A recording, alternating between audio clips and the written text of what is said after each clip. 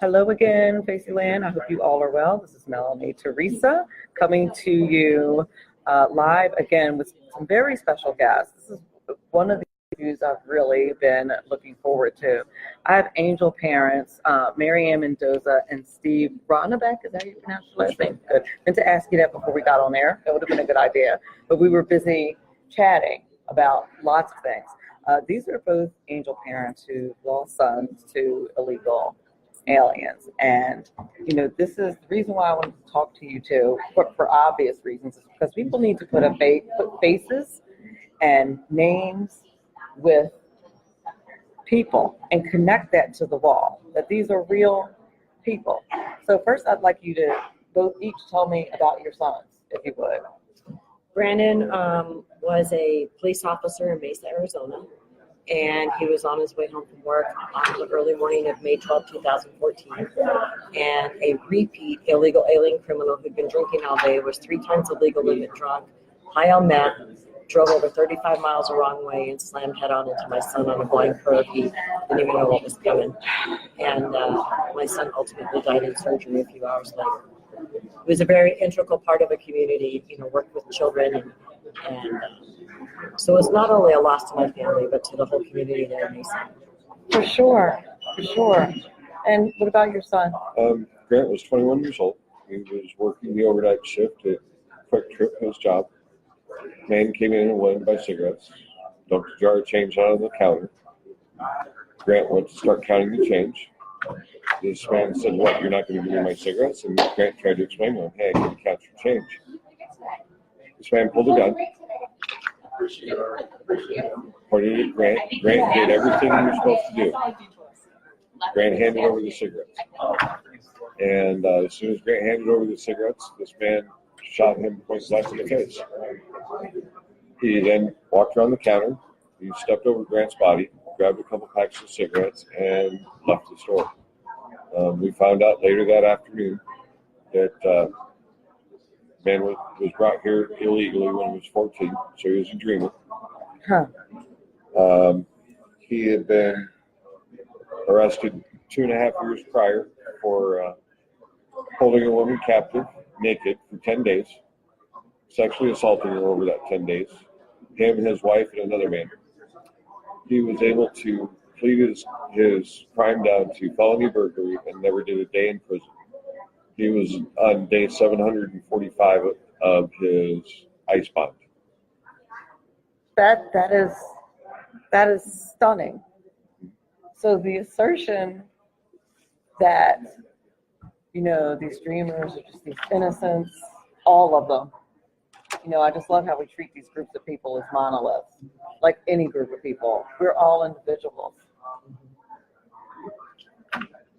All of the dreamers are just these kids who just want to make it in the United States, who were brought here, without, but because of circumstances beyond their control, because of their parents, and they're just these innocents. At least 50% of them are not what they're portrayed to be. They've either committed crimes, they're on the welfare system, they're not contributing members of society, having a job. American taxpayers are supporting them. If they revamp that whole Dreamer DACA program, at least 50% of them would be pushed out of the program because they are allowed to commit up to 3 misdemeanors under the DACA guidelines. And a lot of times the defense attorney gets a felony pled down to a misdemeanor because the judge understands if we keep it as a misdemeanor, they'll be able to stay in the DACA program. So what's going on in our country, Now, people don't know. What Mary didn't tell you is even if it is still a felony, if they have children that were born here, they somehow are able to skirt the system and stay. Yes. If it's a violent felony, then probably not. But that's why he was able to plead this down to felony burglary, because it isn't a violent crime. To sexually assault a woman for 10 days. How is a sexual assault not a violent crime? I'm trying to figure that out. He wasn't charged with Says that. anybody who's never been sexually assaulted, apparently, Well, thinks it's not a violent crime. but he wasn't charged with it. He was arrested for it. But didn't get that. That wasn't the charge. That wasn't the charge he was tried on. Because not only did they rape this woman, held her captive naked, but they filled her full of heroin for the 10 days. and then they threatened to kill her, and which made her an unreliable witness because she was scared to death. Of course. Of course. But this is what they do, and they're not doing this just to,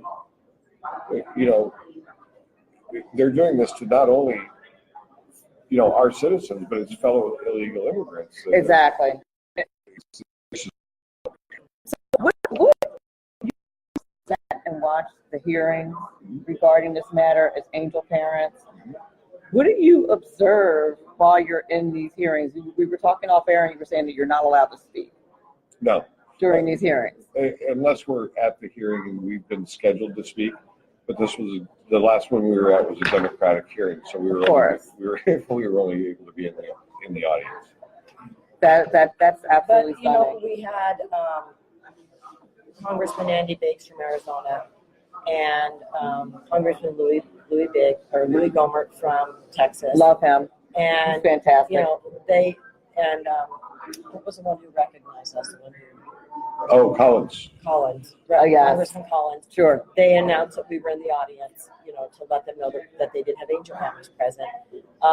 And then Andy Biggs did show pictures of Steve and I and Marla Wolf, an angel wife, at the gravesite of our loved ones in the hearing to kind of point out this is permanent separation versus a 21-day separation. Exactly. And they act like these children are being ripped out of their parents' arms, and women are slapped and thrown into jail, and the kids are put into cages. When in reality, they're trying to find out if these children really belong to the people who brought them. Right. Because we all know the human smuggling, and they know the ticket to asylum hearing and being released into our country internally for their hearing that they'll never show up to. Right. Is a child at their side. They know that's the ticket to do it. That was literally the Democrats' phrase of the day. It was ripped from the arms of their parents. Yes. Ripped from the arms of their parents. Ripped.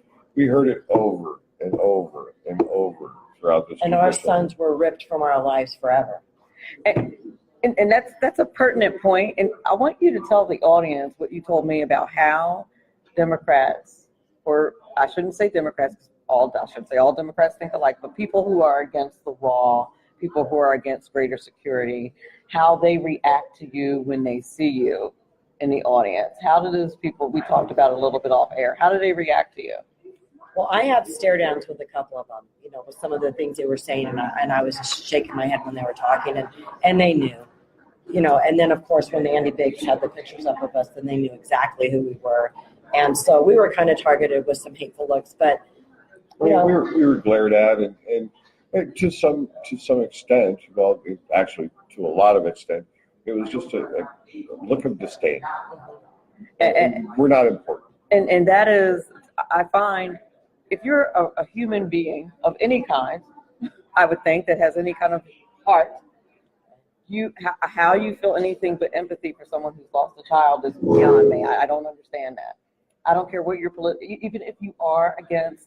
even if you are politically against the law, why are they feeling that way toward you? That's what I am very confused about. But I think it just speaks to the agenda, and it speaks to frankly the evil of the agenda. Well, and what really, really bothered me was Congresswoman Deming from Florida. She was really very tactful and kind of hateful is really the word that comes to mind. That she was, talking to the interim Border Patrol chief and Mrs. Asher from ICE, and then Congressman McClintock started talking and asked the Border Patrol, tell us some good things you've done about rescuing immigrants. And she was telling some stories about, them rescuing people out in the desert.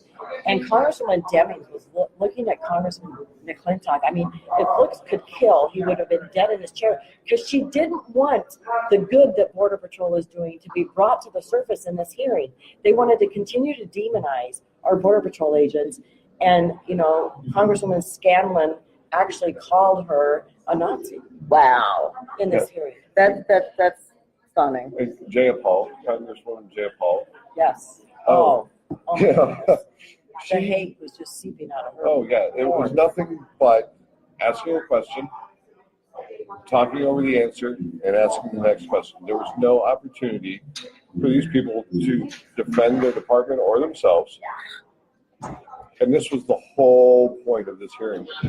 We literally, there was no chance for anyone to answer a question. A few of them led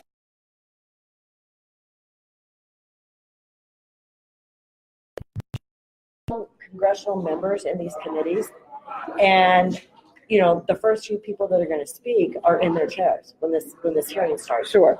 And then their assistants or interns let them know you're 2 speakers away from speaking, and then they'll come in from their offices and sit in a chair. They haven't listened to what's been going on. I did not know that. And they repeat the same questions because they're not there to hear it. They have 5 minutes to speak. They're repeating the same questions that 5 other people have asked. And when the witnesses say, as I said earlier in my testimony, it's a yes or no question. Yeah. Because they don't know what's going on. They don't care to get the truth. They don't care to get to the bottom of it. They don't care to solve these problems. What you just said, I don't think a whole lot of people knew. I didn't know that. I don't think that they're back in their offices and they come out 2 minutes before. Oh, yeah. I did not know that because it looks like that. It looks like they're there for the entire hearing. Oh, if they're there for the entire hearing, it's because it's televised. Wow. Well, I mean, it's on C-SPAN, but I mean, yeah, live TV, like the color hearings, of course they were going to be there for that. Yeah, but most of them, and now Any of these committee hearings. the Republicans, many of them were there through the whole thing, but the Democrats would show up towards the end when it's their turn. And you can see their aides are sitting up there and they're waiting, they're texting, okay, it's going to be your turn. So, and then they show up, they come in. Literally, this is the lack of interest in this. Well, they're on a committee, but they're not listening to the testimony of the witnesses. Right. How are you not to be able to come to a full conclusion on what we need to do to solve they this don't problem. really want the testimony. They don't want it. Well, clearly not. If you're not there, you don't want it. Well, it's not just that. They are using that time to ask the question, make the right or Border Patrol or ICE look bad. Right. They're not waiting for the answer. They're talking over them. They're accusing them of this, that, and the other thing. Right. And they don't want the answer. They don't want any, defense. They're just saying what they got to say, and then when they're done, they leave. That's ridiculous. I would love for you two to tell me about the Coalition of Angel Families and what they do, the work that they do. Well, we've gathered a strong group of angel families that really has fought in the past for legislation in their states and stuff. And we are actually going to start talking and engaging more with politicians and some who may be on the opposing side of us, just to find some common ground, something to open the door, to have a conversation, and try and work closely with the chief of staff or the immigration person who's on their staff to try and get some leeway here and try and start working across the aisle. We had a couple angel families go and meet with Governor DeSantis in Florida on Tuesday, and a bunch of the sheriffs down there, and working to get 287G program up and going.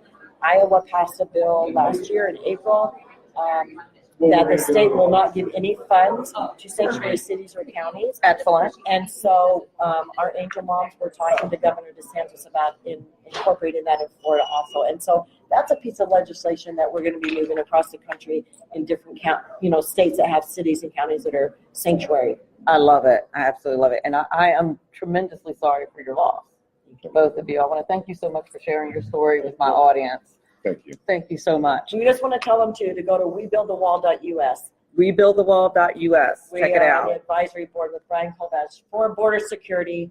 The people are going to take it into their own hands and do what our politicians in D.C. want. So I love it. Get in on this fight. If I can just have a second here. Please do. If somebody wants to help us get pictures of our loved ones on a billboard in sanctuary cities, and that's through the Ronnebeck Institute. They can go to the RonnebecInstitute.com. Okay. I saw that. Yep. The RonnebecInstitute.com. The RonnebecInstitute.com, and Ronnebeck is spelled, say it for the camera. RONNEBECK. And there's a place where they can join. And we're trying to get those funds, because I think the one thing, and Mary Ann and I both have talked about it, we're going to start putting pictures of our loved ones, and we want to put them in sanctuary cities. I think that's an excellent idea. I like it a lot. And say, I'm Grant Ronnebeck. I was killed by an illegal alien dreamer. Make those statements so that people start understanding. Brandon Mendoza killed by an illegal alien.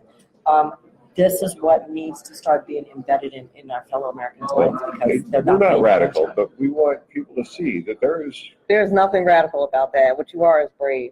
So well, thank you. I appreciate you very much. And I appreciate you being on my You show. can go to angelfamilies.com too and check out our stories, some of the stories of our loved ones. We've got all of their pictures. Please do. Please check that out. I want to thank you guys all for watching. Hi, that's one of my sponsors, John Campbell. Hello. These are my Angel Families. If you missed the video, go back and look it up once I post it. But I want to thank you guys for bravery and sharing stories. I really appreciate it. That's it for now, ladies and gentlemen. Will be back with my next guest with another live very shortly. See you later.